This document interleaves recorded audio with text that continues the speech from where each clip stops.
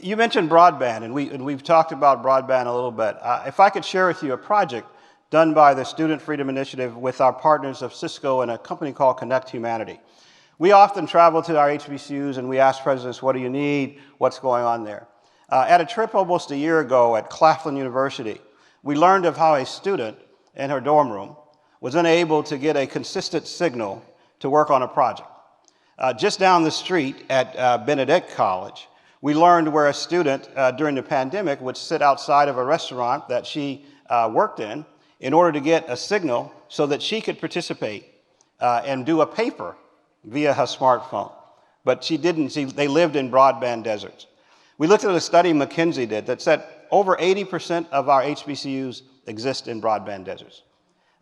We also looked at a study done by Deloitte that said if you increased 10% of broadband penetration in a market, you can increase the economic impact by millions of dollars in just that market, to include the number of jobs available.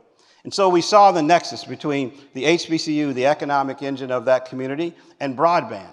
And so we set out on a project to develop a community plan for Orangeburg and their surrounding areas there at Claflin and South Carolina State, where that community plan would be used to compete for the grants offered in the federal programs for broadband. And now we want to do that for 70 communities. And many of you who may be students or others looking to invest know that broadband is no longer seen as a nice to have.